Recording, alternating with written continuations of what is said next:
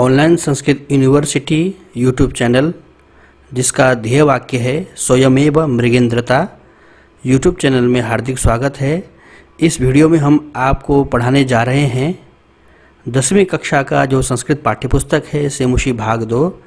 उस पुस्तक में जो पहला पाठ है सूचि पर्यावरणम, उसके अभ्यास को हम देखने जा रहे हैं। उसके अभ्यास को यहाँ करने जा रहे हैं। शुरू करने से पहले यदि आपने इस चैनल को सब्सक्राइब नहीं किया है तो इसको सब्सक्राइब करें और ये वीडियो जो है कि ज़रूरतमंदों तक पहुँचाएँ और इस वीडियो में लाइक और कमेंट करें। शुरू करते हैं। एक पदेन उत्तरम लिखता। एक पदेन मतलब एक शब्द से, उत्तरम मतलब उत्तर को, लिखता मतलब लिखो। अत्र जीवितम कीदृशम जातम, यहाँ पर जीवन कैसा हो गया है, तो उत्तर है दुर्वहम। अनिशम महानगर मध्ये किम प्रचलति, दिन रात महानगर में क्या चलता है, कालायास चक्रम, वही ईंधन कारखाने गाड़ियाँ चलती हैं, लोहे की गाड़ियाँ। कुत्सित वस्तु मिश्रितम किम अस्ति, कुत्सित मतलब गलत वस्तुओं का मिश्रित क्या है, इस पाठ में जो हमने पढ़ा वो क्या है, भक्ष्यम, खाने की चीज़ें।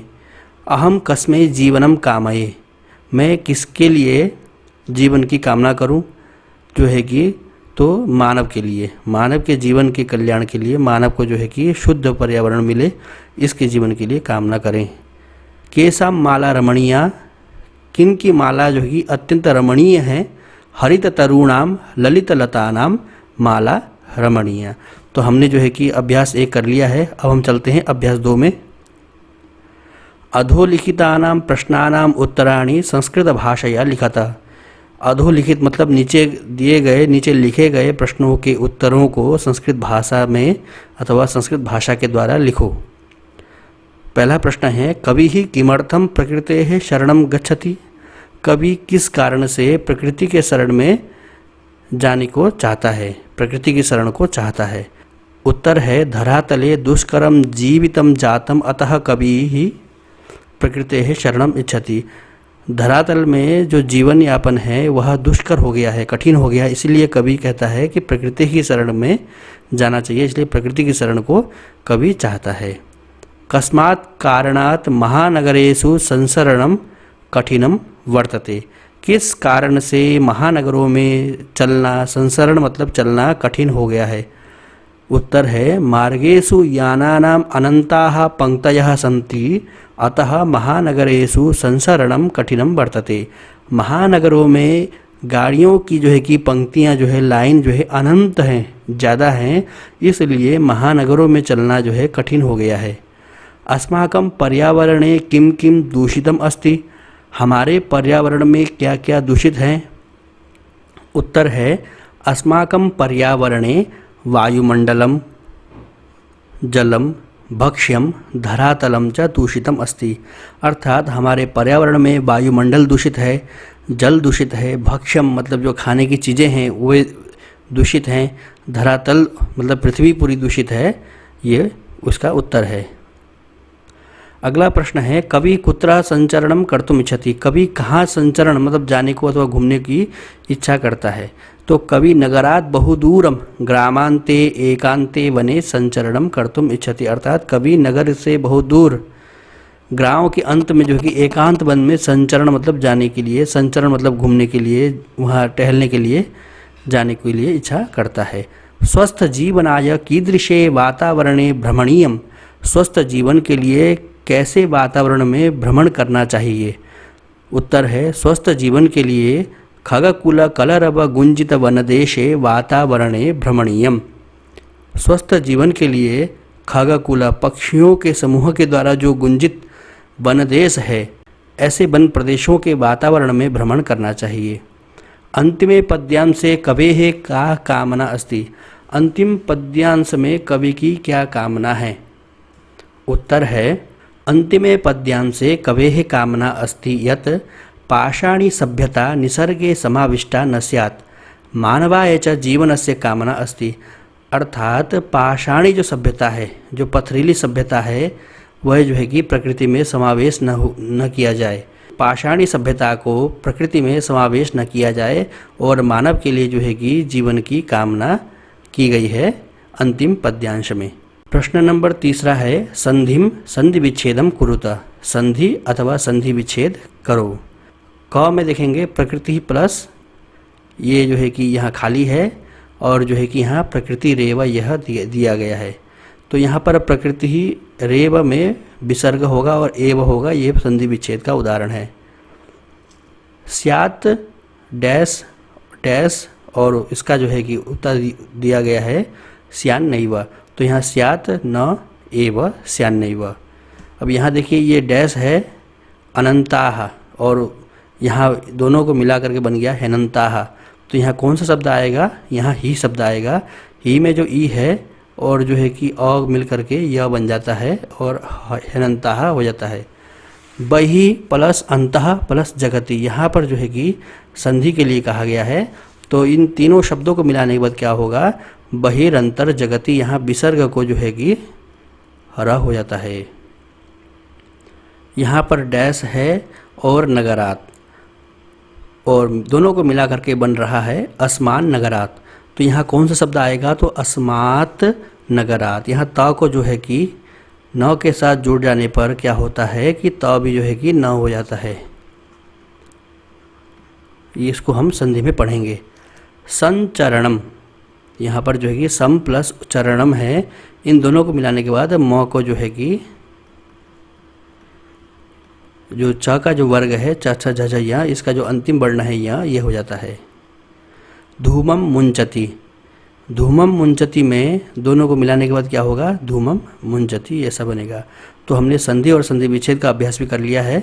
अभ्यास चतुर्थ में बताया गया है अधोलिखितानाम अव्ययानाम सहायतया रिक्त स्थानानि पूरयत। यहाँ कुछ अव्यय शब्द दिए गए हैं जिनकी सहायता से हमें रिक्त स्थान को भरना है। भृशम, यत्र, तत्र, अत्र, अपि, एव, सदा, बहि। तो यहाँ पर जो है कि हम इसका उत्तर करते हैं। इदानीम वायुमंडलम, अभी वायुमंडल क्या है, भृशम मतलब अत्यंत ही ज़्यादा। तो यहाँ पर भृशम जो है कि अव्यय आएगा। जीवनम दुर्बहम अस्ति, जीवन दुर्बह है मतलब कठिन है, तो कहाँ है, तो यहाँ इन शब्दों में से हमें ढूंढना है, तो आएगा अत्र, अत्र जीवनम दुर्बहम अस्ति। प्राकृतिक वातावरणे क्षणम संचरणम लाभदायकम भवति, प्राकृतिक वातावरण में कुछ समय टहलना डैश लाभदायकम होता है, लाभदायक होता है। तो यहाँ पर जो है कि अपि मतलब भी, थोड़ा सा टहलना भी क्या होता है, लाभदायक होता है। पर्यावरण से संरक्षणम एव प्रकृति ही आराधना, पर्यावरण के संरक्षण ही प्रकृति की आराधना है। यहाँ निश्चय अर्थ के लिए एव अव्यय लगता है, यहाँ एव आएगा। समय से सदुपयोग करणीय, तो यहाँ पर सदा ये अव्यय आएगा कि हमेशा समय का सदुपयोग करना चाहिए। भूकंपित समये बहिर्गमनमेव उचितम भवति, भूकंप के समय में गमनमेव, तो कहाँ गमन, कहाँ जाना उचित है, बहिः। यत्र हरितिमा तत्र शुचि पर्यावरणम, जहाँ हरितिमा है, हरियाली है, वहीं शुद्ध पर्यावरण है। तो यहाँ पर देखेंगे जहाँ यत्र आता है इसके बाद क्या आएगा, तत्र आएगा। ठीक है, तो दोनों को ध्यान दीजिएगा, जहाँ यत्र आएगा वहाँ तत्र आएगा, और जहाँ यदा आएगा तदा आएगा, जहाँ यदि आएगा वहाँ पर तरही आएगा। तो इसको आप ध्यान में देंगे। आगे चलते हैं। अधोलिखितानाम पदानाम पर्याय पदम लिखता, देखिए यहाँ पर जो शब्द दिए गए हैं सलीलम, आम्रम, वनम, शरीरम, कुटिलम, पाषाणः, यहाँ 6 शब्द दिए गए हैं, ध्यान से समझेंगे। यहाँ पर जो है कि सलीलम शब्द का जो अर्थ है वो अर्थ हमें देना है, कैसे देंगे, तो जो है कि हम अपने पाठ्य पुस्तक में देखेंगे सूची पर्यावरणम में, वहाँ जो शब्द आए हैं श्लोकों में, उनमें से जो है कि हमें पर्यायवाची शब्द ढूंढ के यहाँ पर लिखना है। क्योंकि देखिए सलील शब्द के बहुत सारे पर्यायवाची शब्द हैं, तो हम सबको तो ढूंढ के नहीं लिख सकते ना, लेकिन आपको जो पढ़ाया गया है आपके पाठ्यपुस्तक में वहाँ से आपको ढूंढना है। ऐसा कभी मत करिएगा कि आपको पाठ्यपुस्तक के आधार पर जो पूछे गए प्रश्न हैं उसमें आप जलम की जगह दूसरा कोई जल का पर्यायवाची शब्द लिख दें, ऐसा नहीं करना चाहिए। ठीक है, तो सलीलम में जो है कि अर्थ होता है जल, तो पाठ्यपुस्तक में जो आपने पढ़ा है वह है जलम, यह पर्यायवाची शब्द पढ़ा है। आम्रम मतलब आम के लिए हमने पढ़ा है रसालम। वनम के लिए हमने शब्द पढ़ा है कांतारम अथवा काननम, दोनों हैं, काननम शब्द भी है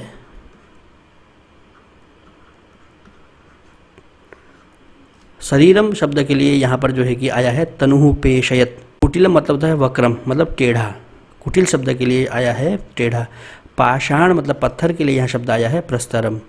तो हमने अभ्यास 5 का अ कर लिया है। अब हम आगे चलते हैं। 5 के आ में देखेंगे अधोलिखितानाम विलोम पदानि पाठात चित्वा लिखत। नीचे दिए गए शब्दों का विलोम पद विपरीत अर्थक शब्द पाठ से चुन करके लिखो। सुकरम शब्द का विपरीत अर्थ होता है अथवा विलोम पद है दुर्वहम। दूषितम का शुद्धम। गृह्णन्ति मुंचन्ति, गृह्णन्ति मतलब लेते हुए, मुंचन्ति मतलब त्यागते हुए। निर्मलम मल से रहित, समलम मल से सहित। दानवाय इसका विपरीत होगा मानवाय, मानव के लिए। शांताः अंत के साथ, और अनंताः अंतहीन मतलब नित्य। उदाहरणम अनुसृत्य पाठात चित्वा च समस्त पदानि समास नाम च लिखत। उदाहरण को देख करके और पाठ से चुन करके समस्त पदों को लिखें और समास का नाम भी लिखें। तो उदाहरण हम देखेंगे सबसे पहले मलिन सहितम, यह जो है कि विग्रह है और इसके लिए जो है कि हमने उदाहरण को हम देखेंगे। तो यहाँ पाठ से हमने मलिन सहितम, मल से सहित, इस अर्थ में समस्त पद जो पाठ में पढ़ा है हमने क्या है समलम शब्द पढ़ा है और यहाँ पर सहित शब्द है, इसलिए जो है कि यहाँ अव्ययभाव होगा। ये अव्ययभाव समास हमने लिख दिया है। इसी प्रकार से समास के बारे में हम आगे की वीडियो में बताएंगे। तो यहाँ पर जो है कि अभ्यास दिया गया है, तो आपको अभ्यास में करने से पहले भी आपको जो है कि समास के बारे में थोड़ी बहुत जानकारी होनी चाहिए। हरिताः च ये तरवः, हरित हैं और जो तरु मतलब वृक्ष हैं। तो यहाँ जो है कि हरिताः च ते तरवः है, मतलब हरित और वे तरु, तो दोनों में जो है कि एक ही विभक्ति है। तो जहाँ समान विभक्ति हो, समान अधिकरण हो, वहाँ पर जो है कि कर्मधारय समास होता है और जो है कि हरित तरवः ये शब्द बनेगा। फिर तेषाम करके षष्ठी में हरित तरुणाम। ललिताः च ताः लताः, ललित लताः मतलब ललित हैं और वे लता हैं। तो जो है कि ललित लताः तासाम ललित लतानाम। नवा मालिका, नए मालिकाएं। तो यहाँ पर क्या होगा नवमालिका, कर्मधारय का ही ये सब उदाहरण है। कर्मधारय को जो है कि समझना है। हम आगे की वीडियो में जब समास पढ़ाएंगे तो उसमें आपको कर्मधारय समास के बारे में बताएंगे कि जो है कि किस प्रकार से 4 समासों में तत्पुरुष समास का भेद कर्मधारय है और किस प्रकार से प्रयोग किया जाता है। आपके इस सेमुषी भाग 2 के जो पहला पार्ट है सूचि पर्यावरणम, अभ्यास के बाद भी योग्यता विस्तार में आपको समास दिया गया है, आप उसको भी पढ़ सकते हैं। और यदि आपने नहीं पढ़ा है तो हम आगे की वीडियो में इसके बाद अभ्यास के बाद आने वाले वीडियो में हम समास के बारे में चर्चा करने जा रहे हैं। धृता सुख संदेश एन, धृता मतलब धारण किया है, सुख संदेश जिसके द्वारा। तो यहाँ पर जो है कि 3 है, ये न है, जो यहाँ यत आता है तो जो है कि यत शब्द का प्रयोग होता है, वहाँ पर बहुब्री समास होता है। यहाँ पर जो है कि धृत धारण किया गया, सुख संदेश, इन दोनों शब्दों से अलग अर्थ को बता रहा है, उस व्यक्ति को बता रहा है जिसने ये सुख संदेश को धारण किया है। तो यहाँ पर बनेगा धृत सुख संदेशः, और धृत सुख संदेश मतलब तम, मतलब कर्म विभक्ति का है, अर्थात द्वितीय विभक्ति का है। ये कज्जलम इव मलिनम, काजल की तरह मलिन। तो इव शब्द है, समान अर्थ में है। तो इव में भी जो है कि उपमान और उपमेय में भी क्या होता है कर्मधारय समास होता है। कज्जल मलिनम यह शब्द बनता है। दुर्दान्तैः दशनैः, यहाँ पर भी विशेषण और विशेष्य है। तो यहाँ पर जो है कि दुर्दांत दशनैः बनता है, ये भी कर्मधारय का है। तो इस पाठ में हमने कर्मधारय समास को पढ़ा है। कर्मधारय समास के स्वरूप को हमने जाना है कि किस प्रकार से समान विभक्तियों में और प्रथमा विभक्ति में जो है कि, और ये जो है कि उपमान और उपमेय में भी जो है कि होता है। और हमने कुछ एक बहुव्रीहि देखा है और एक अव्ययभाव समास देखा है। आगे के अभ्यासों में देखते हैं। रेखांकित पदम आधृत्य प्रश्न निर्माणम कुरुत, आपको यहाँ पर जो है कि वाक्य दिया गया है और इस वाक्य में जो है कि अंडरलाइन किया गया है। कज्जल मलिनम जैसे यहाँ पर अंडरलाइन किया गया है। तो इसकी जगह पर हमें ऐसा शब्द रखना है जिसके शब्द को रखने के बाद यहाँ पर प्रश्न का निर्माण हो। प्रश्न निर्माण के लिए हमारे संस्कृत शास्त्र में किम शब्द का प्रयोग किया जाता है। किम के सारे रूप होते हैं, इनको देखना पड़ता है। इसको देखेंगे आप, इसके जो है कि पुल्लिंग, स्त्रीलिंग और नपुंसकलिंग के शब्द जो है देखेंगे। किम शब्द के तीनों लिंगों के रूप याद होने चाहिए आपको। तो यहाँ देखते हैं कज्जल मलिनम धूमम, तो ये धूमम का विशेषण है कज्जल मलिनम। तो कैसा धुआं, सकटी यानम कैसा धुआं छोड़ता है। सकटी मतलब गाड़ियाँ जो है कि किस प्रकार का धुआं छोड़ता है, तो ये किस प्रकार के लिए यहाँ पर हमें शब्द देना है कीदृशम। तो यहाँ इसके लिए शब्द आएगा प्रश्न निर्माण के लिए कीदृशम, और यहाँ पर जो है कि पूर्ण विराम को हटा करके यहाँ प्रश्न का चिन्ह लगाएंगे। उद्याने पक्षिणाम कलरवम चेतः प्रसादयति। बगीचे में पक्षियों का जो कलरव है, चहचहाट है, वह जो है कि चेतः मतलब मन को जो है कि प्रसन्न करता है।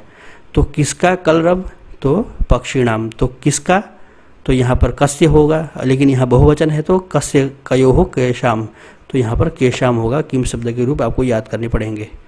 आगे चलते हैं। पाषाणी सभ्यतायाम लता तरु गुल्माः प्रस्तरतले पिष्टाः सन्ति। पाषाणी सभ्यता में मतलब पथरीली सभ्यता में लता तरु गुल्म जो है कि प्रस्तर तले है, पत्थर के नीचे पीसे जा रहे हैं।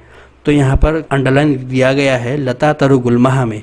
तो कौन कौन प्रस्तर तल के नीचे पीसे जा रहे हैं, तो काह, गुल्माः है, लता तरु गुल्म शब्द है, यहाँ बहुवचन है, और ये जो है कि काह प्रस्तर तले पिष्टाः सन्ति।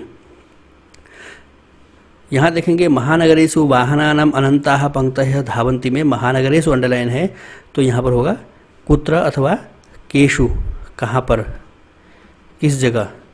तो महानगरों में वाहनों की अनंत पंक्तियाँ दौड़ रही हैं। प्रकृत्याः सन्निधौ वास्तविकम सुखम विद्यते। तो प्रकृति के सन्निधि में ही वास्तव में वास्तविक सुख विद्यमान है। तो यहाँ पर प्रकृत्याः में अंडरलाइन दिया गया है, तो हम कहेंगे किसके सन्निधि में। तो किसके में जो है कि किम शब्द है, और प्रकृति का जो है कि स्त्रीलिंग है, तो इसलिए किम शब्द का हम स्त्रीलिंग का प्रयोग करेंगे। और प्रकृत्याः शब्द जो है कि षष्ठी का एकवचन है, तो हम कस्याः शब्द का प्रयोग हम करेंगे। ठीक है, समझ गए होंगे। तो ये रहे आपके जो है कि सूची पर्यावरणम के अभ्यास, और इस अभ्यास को अच्छे से करेंगे और समझेंगे, क्योंकि अभ्यास को करने से पहले सबसे बड़ी बात क्या है कि आपको जो है कि समझना है। तो समझ करके जब करते हैं तो जो है कि आप अभ्यास आपके हृदय में, दिमाग में रहता है, और आप जो है कि जब भी इस प्रकार के क्वेश्चन आप देखेंगे, प्रश्न देखेंगे, आप तुरंत उसको कर सकते हैं। तो अब हम आगे की वीडियो में मिलते हैं, तब तक के लिए विदा लेते हैं। धन्यवाद, नमस्कार।